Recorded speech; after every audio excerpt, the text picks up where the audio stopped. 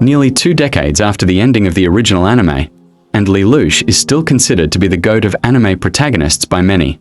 From his striking design, to his theatrical movements and gestures, to his sharp and strategic plots and schemes, fans all over the world are still madly in love with the Geass wielding Britannian prince. However, despite all the love and praise often heaped upon Lelouch, most of the stories Sunrise or Bandai Namco have opted to tell post-Lelouch of the Rebellion have not been centered around the franchise's original main character. The first venture the studio explored after the original anime was Akito the Exiled, a story set far from the familiar location of Japan. Instead, this time they shifted the focus to the EU, while introducing a fresh cast of characters. As much as I loved the series, it was nowhere near the level of the original. But before I continue, I would like to remind you to please like, share, comment, and most importantly, subscribe. I, Lelouch v. Britannia, command you. Now all of you. Subscribe now.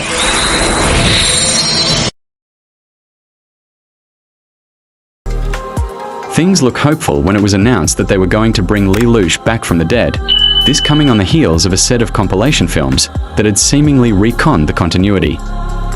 Lelouch of the Resurrection was released in 2019, to a largely middling response, though, much like the second season of the original show, the perception of that movie has grown much more positive over time.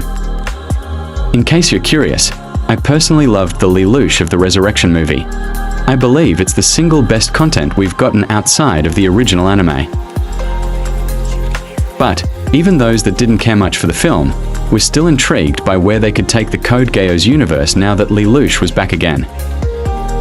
And, to add fuel to the fire, the 2019 movie had a post-credit scene that seemingly teased more stories with the now immortal Lelouch and his partner in crime C2. Yet, the studio offered up Rose of the recapture.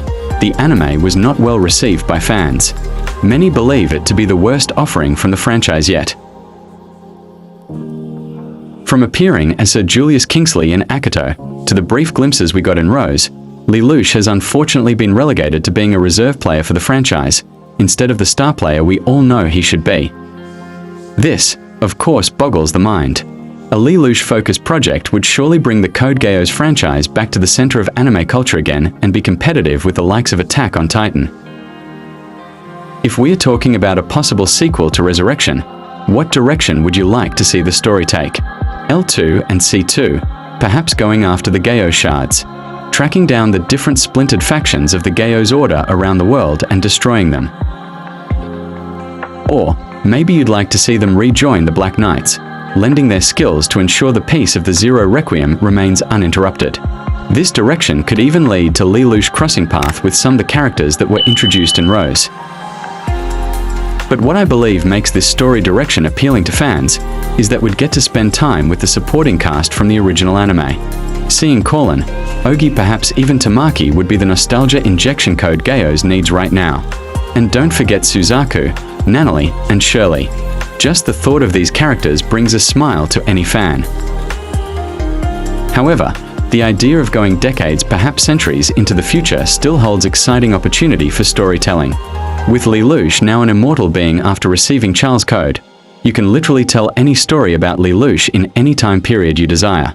Imagine a cyberpunk Code Geass story with Akira and Blade Runner influences.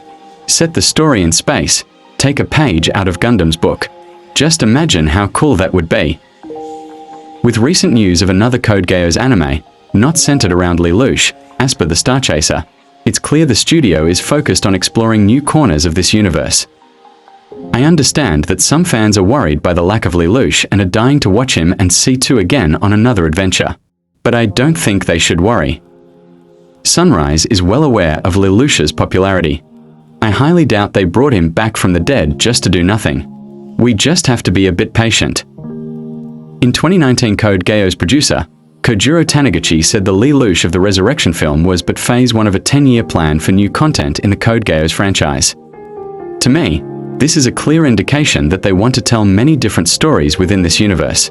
However, sooner or later I believe L2 and C2 will be back.